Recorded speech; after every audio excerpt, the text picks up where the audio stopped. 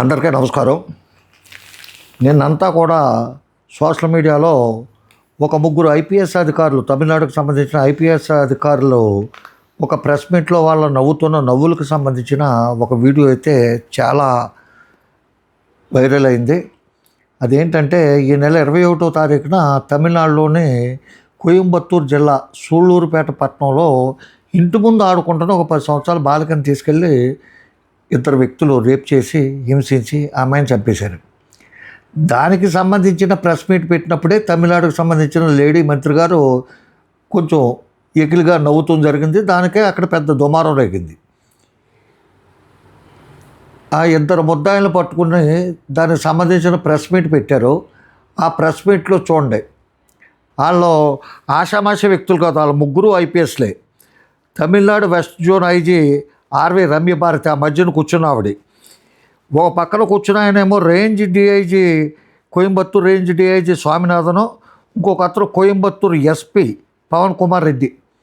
వీళ్ళు ముగ్గురు పెట్టిన ప్రెస్ మీట్లో వాళ్ళు ఎంత ఆహ్లాదంగా ఆనందంగా ఆవిడ ఒళ్ళంతా కదిలిపోతూ గుండ్ల మీద చెయ్యేసి పట్టుకుని మరీ నవ్వేసి, అంత నవ్వు దేనికి వచ్చిందో రావచ్చు, ఏదో జోక్కో లేకపోతే పెద్ద అత్యద్భుతమైన ఏదో సన్నివేశం ఏదో గుర్తు వచ్చి నవ్వితే నవ్వుండొచ్చు. కానీ ఆ సమయం ఏంటి, ఆ సందర్భం ఏంటి? ఒక పసిపిల్ల 10 సంవత్సరాల బాలిక మానభంగం చేసి పోక్సో కేసుకు సంబంధించి ఇద్దరు ముద్దాయిలు ఎదవలో దొరికితే వాళ్ళు తీసుకొచ్చి ఎంత సీరియస్గా సొసైటీకి ఒక మెసేజ్ ఇవ్వాలి, ఎవరినైనా మేము పట్టుకుంటాం, వాళ్ళకి ఉరిశిక్ష వేస్తారో అని ఇవ్వాల్సింది చాలా జోక్గా ఏదో తెలిసి తెలియని వయసులో చేశారన్నట్టు. ఆల్రెడీ దాని గురించే ఒక లేడీ మంత్రి గారు నవ్వుకే అక్కడ అసలు ఇది జరుగుతుంది.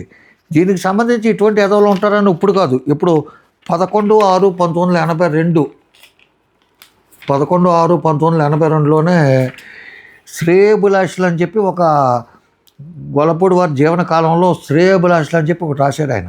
అందులో ఏంటంటే ఆయన ఫ్రెండ్ లింగం అనే ఆయన్ని శ్రేయోభిలాష్ అని పిలుస్తారంట. ఎందుకంటే ఏది చెప్పినా ఏదో అతను చెప్పినా ఆశ్చర్యంగానే చెప్తాడంట. ఎవరైనా మాట్లాడుతున్నా సరే మధ్యలో జోక్యం చేసుకుని దానికి కంక్లూజన్ ఇచ్చేస్తాడంట.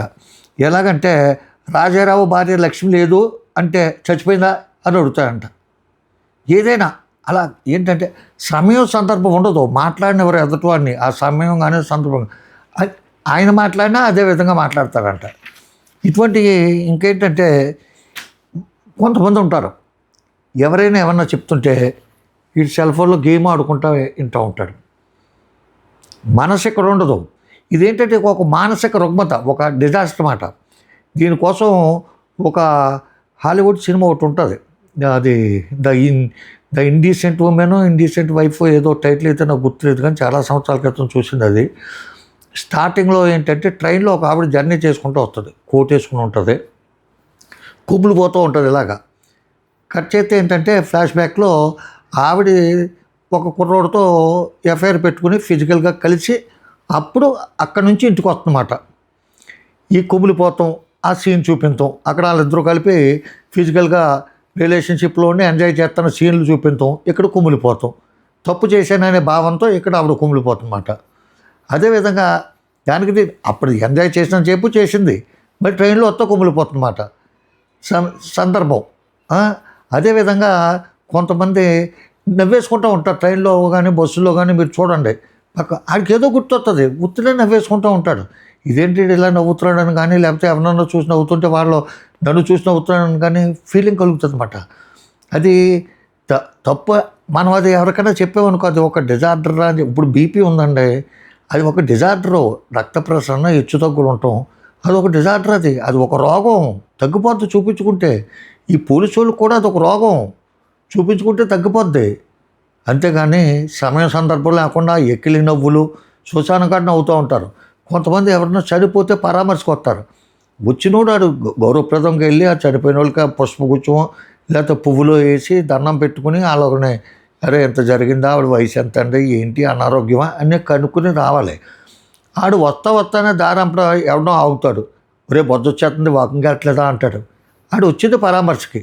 ఒక సమయం, నిర్దిష్టమైన సమయం సందర్భంలో కొన్ని మాటలు మాట్లాడితే కొన్ని మాటలు మాట్లాడకూడదు, కొన్ని మాటలు మాట్లాడవచ్చు అనే సంస్కారం లేని జనం చాలా ఎక్కువ మంది మన ఇండియాలోనే ఉంటారు. ఫార్మాలిటీస్ కానీ కట్సీలు కానీ ఏం ఉండవు. వాళ్ళు మాట్లాడిన మాటలకేనే ఆ సమయానికి సందర్భం ఉంటుంది. కొంతమంది చూడండి, పరామర్శకు చూడండి, రాజకీయ నాయకులు వాళ్ళు వచ్చినప్పుడు షేక్ హ్యాండ్లు ఇచ్చుకుని నవ్వుతా, గుమ్మలోనే వెళ్తానే పరామర్శకు వెళ్తానే నవ్వుతా పలకరింపులు. అది ఎంతవరకు పద్ధతి ఏంటనేది ఎవరికీ తెలియట్లేదు. సుప్రీంకోర్టు 2 రోజుల క్రితమే పోలీసు వాళ్ళందరినీ అప్రిషియేట్ చేస్తూ చాలా అత్యద్భుతమైన స్టేట్మెంట్ ఒకటి ఇచ్చింది. దానికోసమే వీడియో చేద్దామంట్లోకి ఇది కనపడింది.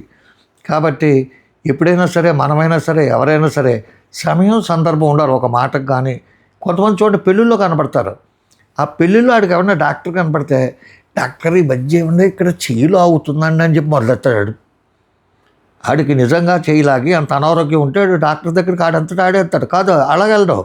పెళ్లిలో కనపడ్డ డాక్టర్ని కానీ, ఏదైనా ఫంక్షన్లో కనపడ్డ డాక్టర్ని కానీ, చావులో కనపడిన డాక్టర్ని కానీ, చుట్టూ కనపడితే ఆడిని అడుగుతాడు. ఏమన్నా అడ్వకేట్ కనపడితే, ఒరే మనకు ఒకడు డబ్బు ఇవ్వాలరా, 15 సంవత్సరాలు అయిపోయింది, మనం ఏమైనా చేయగలమా, నోటు చచ్చిపోయింది అని చెప్పి మొదలెట్టాడు. వీళ్ళకి ఏంటంటే, ఒక మనిషి కనపడ్డాడంటే ఆడిని ఏదో విధంగా ఈడు అడగాలనో, ఏదో ఆ సమయం ఉండదు, సందర్భం ఉండదు. మనం అక్కడి నుంచి వెళ్ళిపోయాక రేపు పొద్దున్న రారా, 15 సంవత్సరాలైనా 20 సంవత్సరాలైనా నేను బతికించేసి నీకు డబ్బు ఇప్పించేస్తానంటే రాడు. కనపడ్డాడు కాబట్టి అడుగుతాం. అలాగే వీళ్ళకి ఏదో జోక్ ఏదో గుర్తొచ్చింది, ఏదో విషయం చెప్పుకుంటున్నారో అప్పుడు కొంచెంసేపు బిగబెట్టుకుని ఉండి ఆ తర్వాతైనా నవ్వుకోవచ్చు. అంటే ఇప్పుడు నవ్వుకుని తర్వాత వెళ్ళి అక్కడికి వెళ్ళి ఆ చెట్నాడు బిర్యానీయో చెట్నాడు చికెనో ఏదో తిని హ్యాపీగా వెళ్ళిపోయి ఆ కేసు అటుకు ఎక్కించేస్తారనమాట. అంత అసహ్యకరమైన పరిస్థితిలో మనం ఉన్నాం. ఇటువంటివన్నీ చూసి సిగ్గుపడవలసిన పరిస్థితిలో ఉన్నామని చెప్తూ మనం ఇటువంటి పరిస్థితుల్లో ఇటువంటి వాళ్ళని ప్రభుత్వం తగిన విధంగా కొంత ప్రికాషనరీగా వాళ్ళని హెచ్చరించమో లేకపోతే సస్పెండ్ చేస్తామో ఏదో చేయాలని చెప్పి కోరుకుంటూ నమస్కారం. రామోహన్ రావు. జై హింద్.